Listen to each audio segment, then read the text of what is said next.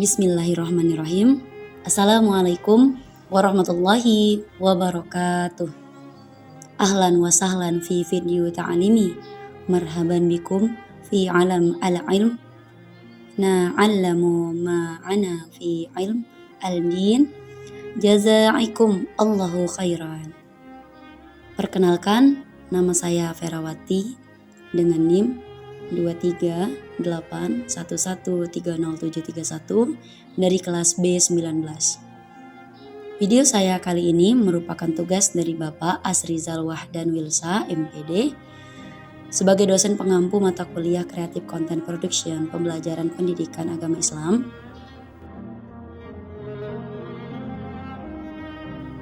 Judul dari video ini adalah Rukun Iman dalam Islam. Baiklah, saya akan memberikan pengertian dari iman. Iman dalam Islam adalah keyakinan yang kuat terhadap ajaran-ajaran agama, khususnya yang berkaitan dengan rukun iman. Rukun iman mencakup beberapa aspek penting. Yang pertama, keyakinan.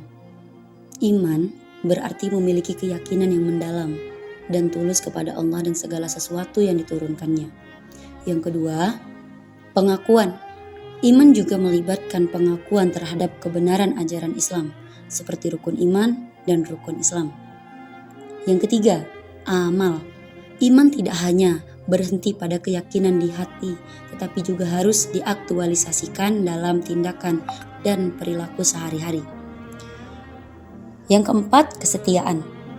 Iman berarti setia mengikuti ajaran agama, menjalankan perintah Allah dan menjauhi larangannya. Yang kelima, iman dianggap sebagai pondasi utama dalam kehidupan seorang muslim yang mempengaruhi sikap, perilaku, dan cara pandang mereka terhadap kehidupan dan alam semesta. Rukun iman terdiri dari 6 pokok ajaran dalam Islam yang menjadi landasan keyakinan setiap muslim. Yang pertama, iman kepada Allah. Iman kepada Allah adalah keyakinan yang mendalam bahwa Allah adalah Tuhan yang Maha Esa, pencipta, pemelihara, dan pengatur alam semesta. Iman ini mencakup pengakuan akan sifat-sifat Allah seperti Maha Pengasih, Maha Penyayang, dan Maha Kuasa. Dalam Islam, iman kepada Allah adalah pondasi utama yang mengarahkan setiap tindakan dan keputusan seorang muslim. Contoh dalam kehidupan sehari-harinya adalah berdoa. Mengawali setiap aktivitas dengan berdoa sebagai bentuk pengakuan bahwa segala sesuatu terjadi atas izin Allah. Yang kedua, bersyukur. Selalu bersyukur atas nikmat yang diberikan, baik dalam keadaan senang maupun sulit. Menunjukkan keyakinan bahwa Allah mengetahui yang terbaik untuk hambanya. Yang ketiga, kebaikan. Melakukan perbuatan baik dan menjauhi kemungkaran. Karena iman kepada Allah mendorong untuk mengikuti ajarannya dan menjadikan Allah sebagai tujuan utama. Yang keempat, sabar dan tawakal dalam menghadapi ujian atau kesulitan. Tetap sabar dan bertawakal kepada Allah.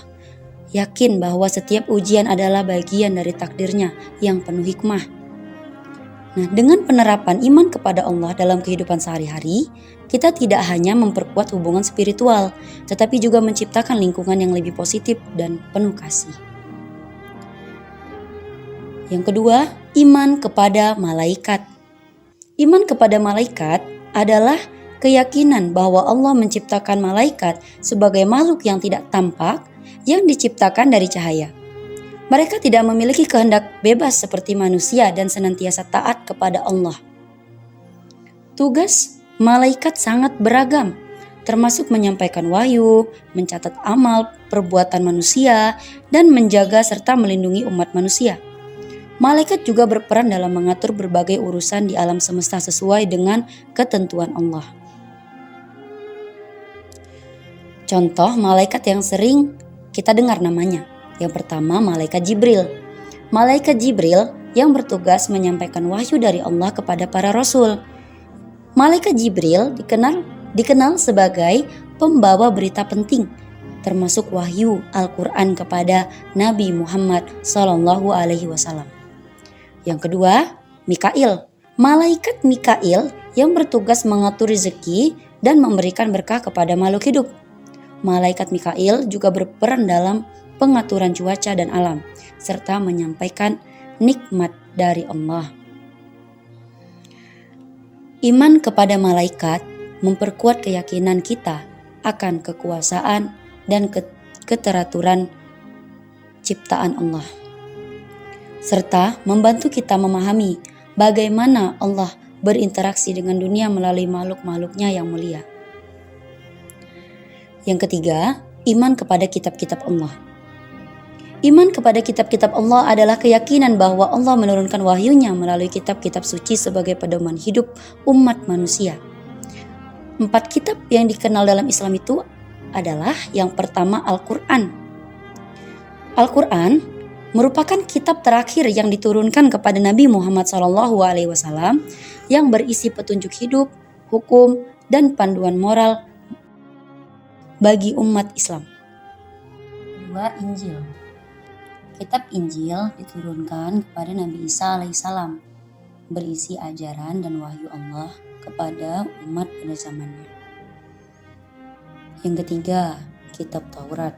Kitab Taurat diturunkan kepada Nabi Musa alaihissalam yang berisi hukum dan petunjuk bagi Bani Israel. Yang keempat, Kitab Zabur.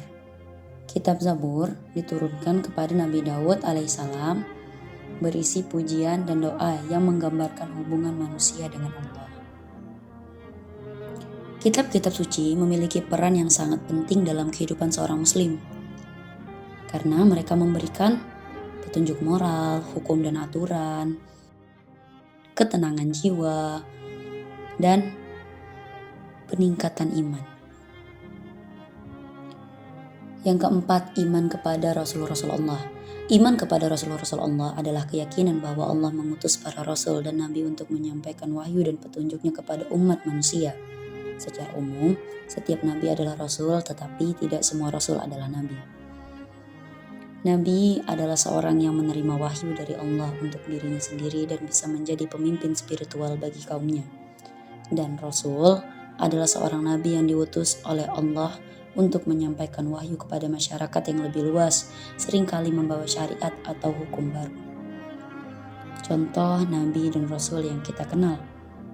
Yang pertama, Nabi Muhammad SAW merupakan Rasul terakhir yang diutus Allah menerima wahyu Al-Quran. Beliau menjadi teladan bagi umat Islam dalam segala aspek kehidupan. Yang kedua, Nabi Isa alaihissalam, seorang nabi yang dikenal sebagai penyampai ajaran kasih dan rahmat. Injil diturunkan kepadanya sebagai wahyu untuk umatnya. Dan yang ketiga, Nabi Musa alaihissalam, dikenal sebagai pemimpin Bani Israel yang membebaskan mereka dari penindasan. Taurat diturunkan kepadanya yang berisi hukum dan pedoman bagi umatnya. Iman kepada Rasul-Rasul Allah menguatkan keyakinan kita akan pentingnya mengikuti petunjuk yang disampaikan oleh para utusannya yang telah mengorbankan diri untuk menyebarkan ajaran kebenaran. 5. Iman kepada hari kiamat. Iman kepada hari kiamat adalah keyakinan bahwa akan ada kehidupan setelah mati, di mana setiap amal perbuatan manusia akan dihisab.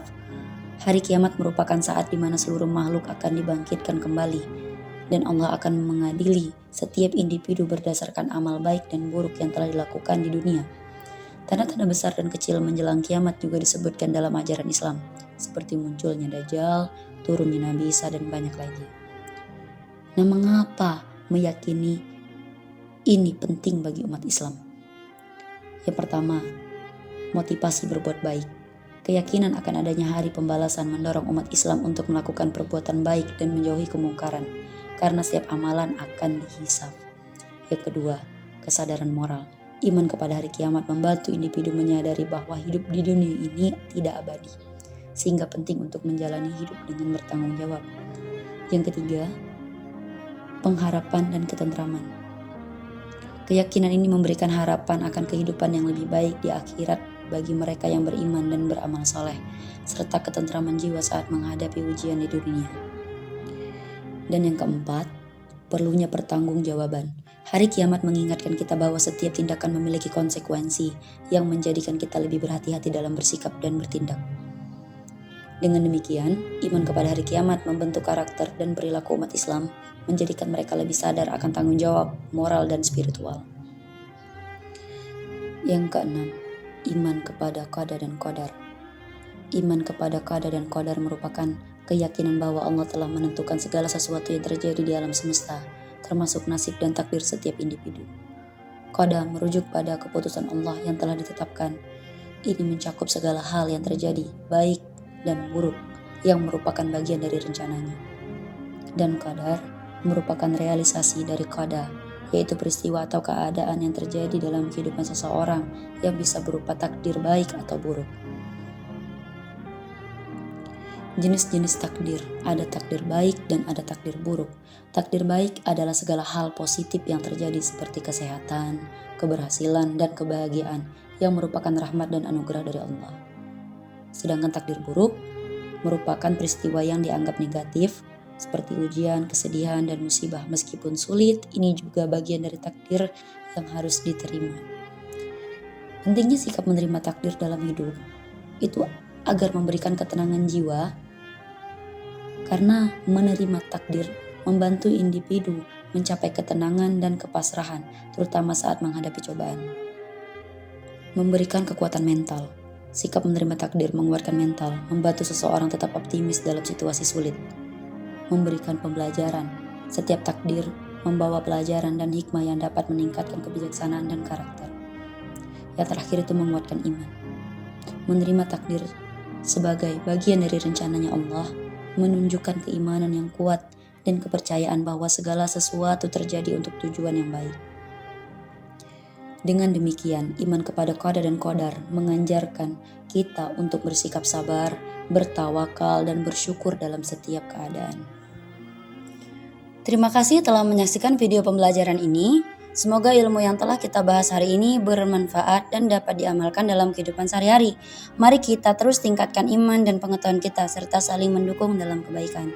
Jangan lupa untuk like, share, and subscribe agar kita bisa terus berbagi ilmu yang bermanfaat.